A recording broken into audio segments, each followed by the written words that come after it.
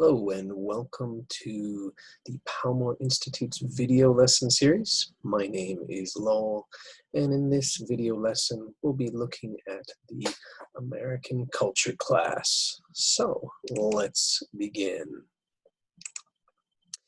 In this video lesson we'll be focusing on Chapter 4, the Frontier Heritage, and we'll do some previewing of some of the main ideas from this chapter, and we'll also cover some background details. So without further ado, let's take a look at a key figure mentioned in this chapter, Frederick Jackson Turner. Chapter 4 begins with a quote from noted American historian Frederick Jackson Turner. "This ever-retreating frontier of free land is the key to American development." This might leave you scratching your head. Well, look at what he meant in a little bit. Turner helped lay the foundation for modern historical study of the American West and presented a frontier thesis that continues to influence historical thinking to this day. Central to his frontier thesis is the notion that the development of the American frontier helped to shape not only the American people, but also the nature of its institutions. According to Turner, the process of westward expansion, basically people moving from the East Coast to the West Coast of the United States, had transformed a desolate and savage land into modern civilization, which in turn had a transformative effect on the American character. In essence, Turner argued that American traits and characteristics such as individualism, nationalism, egalitarianism, democracy, and materialism developed from the frontier experience.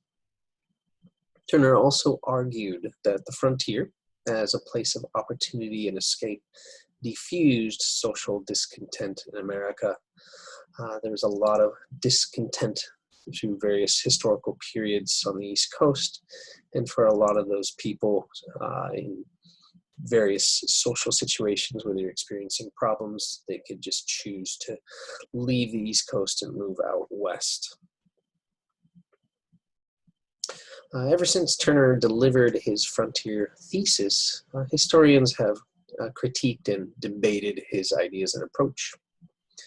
Mainstream American historians have criticized Turner's belief that the frontier is the key to American history as a whole. These critics point instead to such factors as slavery and the Civil War, immigration, and the development of industrial capitalism as having a much greater influence on American history. Some of Turner's critics have also long disputed Turner's idea of a frontier of free land, as Turner ignored the presence of the numerous Indian peoples, the tribes who were killed, displaced, and had their land stolen by white settlers.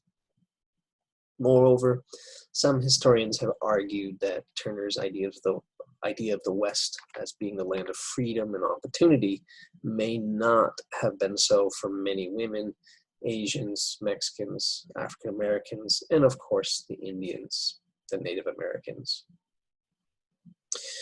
So let's do a little preview of the content of this chapter, the notion of the frontier. What is a frontier? Well, it depends on the context, but a frontier can be many things. For example, it can be a border between countries. For example, a border between America and Mexico, or America and Canada. It could be an unsettled area where few people live, like out in the countryside.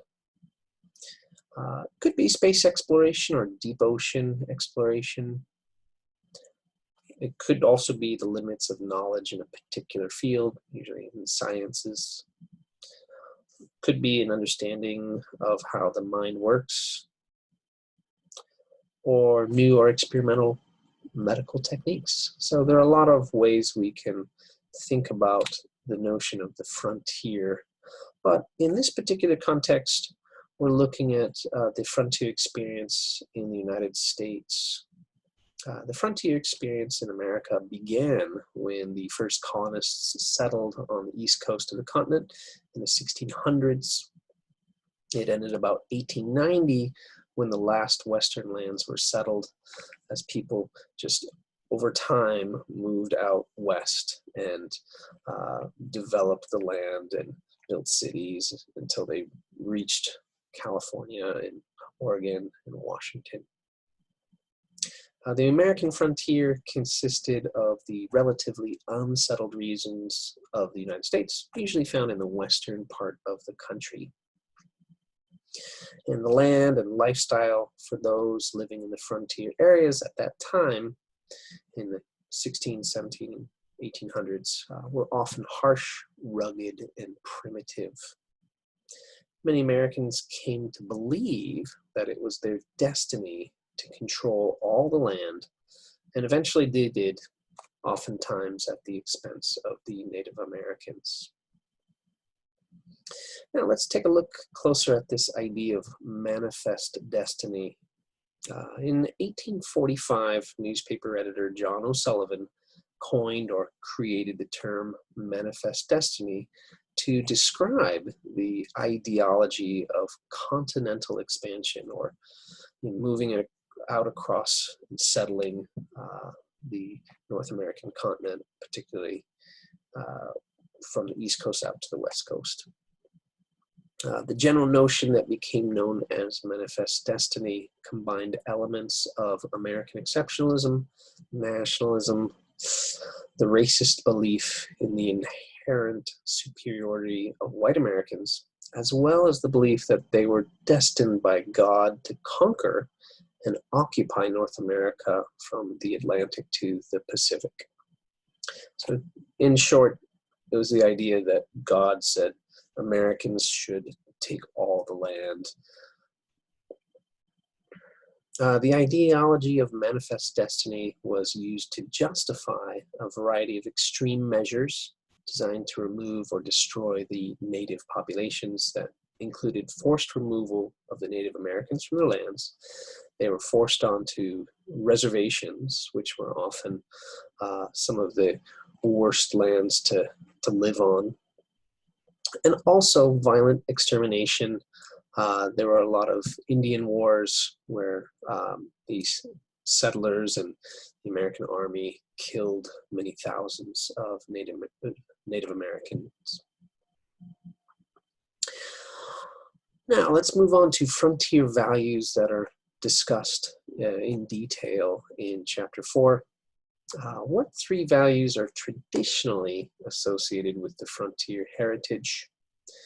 First of all, we have individual freedom, because there were few laws and few established social or political institutions to confine people living in the frontier. Freedom from outside social controls has traditionally been valued in the United States. Self-reliance, that's another traditional value associated with frontier heritage. For those living out on the frontier, men and women often had to build their own homes, hunt, farm, tend their own gardens, and make their own clothes and household items. They often had to do this without help, and so being able to do these things yourself became of value. Also, equality of opportunity. On the frontier, there was more of a tendency for people to treat each other as social equals, because there were fewer differences in wealth between rich and poor than there were in the more settled parts back in the East Coast. All right, I think that's about it for this video lesson. The homework for this class, if you don't have the textbook, you can access this chapter from this website. I'll leave it in the comments below. If you are a new student starting from the beginning of the course, please do the before you read tasks on pages 78 through 79. Then read the chapter 4 reading passage from pages 80 to 86 and write short summaries of each paragraph that should be around 1 to 5 sentences in length. Also do the tasks from pages 87 to 91. And finally, choose a writing task from pages 94 to 96 and write a short report on the topic. Thank you very much for watching. Feel free to leave comments or questions below. Thank you.